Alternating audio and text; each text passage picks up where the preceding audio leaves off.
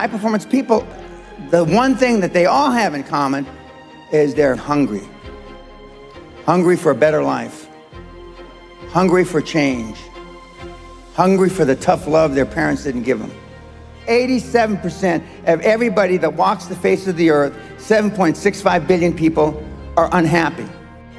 I didn't know till I got grown up and was an adult that everybody didn't have self-esteem.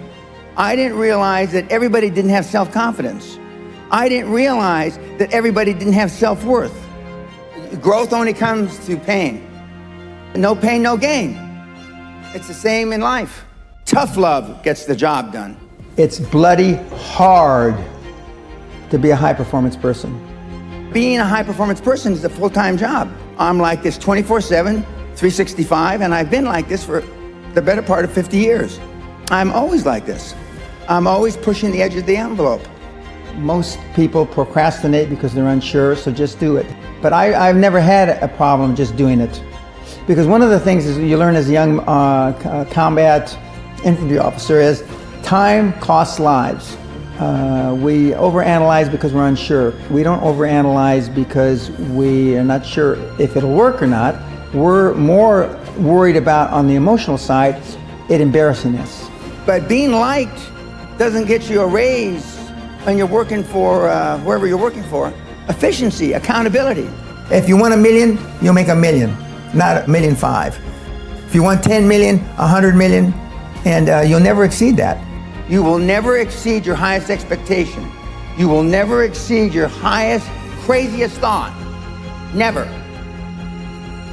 That's a guarantee. Ted Turner just gave his 75th anniversary party on CNN a few months ago. And he makes a couple of comments, and he says, number one, and I'm not suggesting this for everybody. It's how I lived, though. First 10 years of my starting CNN, I slept on my couch. I didn't have an apartment. Bill Gates slept in the office. Steve Jobs slept in the office. And I can go down a whole list. Now, these are super successful, mega wealthy guys. I slept in my office. Not everybody's willing to make that sacrifice. But it's not the only thing. But even if you don't sleep in your office, if you want to send your kids to a better school, if you want to be able to take care of your mother when she gets dementia, if you want to, this all takes money. My children aren't getting any of my money when I die. Not one centavo, not one penny. And two of my kids are cool with it. One of them's not so cool with it. I'm not gonna, I think Andrew Carnegie, by the way, Andrew Carnegie, arguably the richest, most successful entrepreneur of all time, he said the best thing that you can have for a child is him to be born into poverty. And I agree. Of course, you've heard me say this before, self-esteem is built the first 7 or 8 years of life. And unfortunately, we're with our parents the first 7 or 8 years of life. Ergo, we don't have too much high self-esteem. But to build high self-esteem, and the way you build high self-esteem, if you're 25, 35, or 45, is to be around, surround yourself with other people that have high self-esteem. Show me your friends and I'll show you your future. And so you can reverse your childhood by who you associate with. You're 22 years old, you're 32, you're 41 years old, and there's a guy or a gal who's 45 years old who is where you want to be. They've accomplished a lot of things. If you're into, they're saving the world, they're using their money for good causes, go associate with those people. Be around those people. And they're easy to find, but they're not going to knock on your door.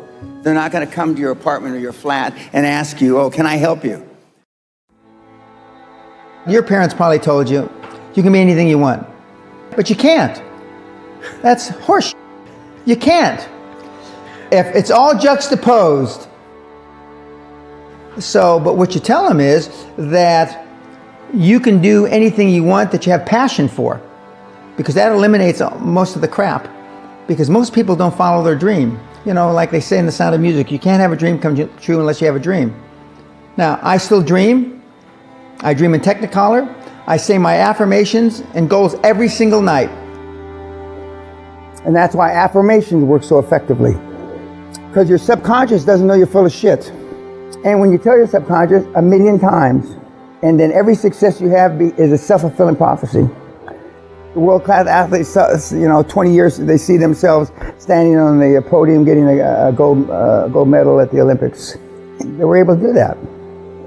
But you'll never exceed your most bodacious goal. If you say, I've got mentees, I'm going to go to the Olympics. They went, they didn't get a medal. I've got mentees that I'm going to go to the Olympics and I'm going to medal. What the fuck's that mean? They get a bronze. Before I had any money, I used to go to the Rolls-Royce dealers and sit in the cars and smell the leather, touch the leather, okay? I went to $1 million houses, and my wife and I would walk through the house and they'd say, when are your parents getting here, kids? No, we are the buyers. Practice within when you're without. Practice being successful. How many people listening to this today practice being successful today? Through affirmations, through going to the Rolls-Royce dealer, maybe Lamborghini, maybe something else. Right. In my particular case, it was Rolls-Royce. And within a year of me going to the Rolls-Royce dealer, I had a Rolls, okay? Within 19 months of me dreaming and adding it to my goals, a castle on an island, I own Guthrie Castle. 19 months. Okay. Go to stores you can't afford. Go hire lawyers you can't afford. Lawyers will meet with anybody. Accountants will meet with anybody. Go to the big 4 accountants with a business idea. The first couple meetings are for free. Jettison probably a lot of the people you hang around with. If you have poor public speaking skills, join Toastmasters.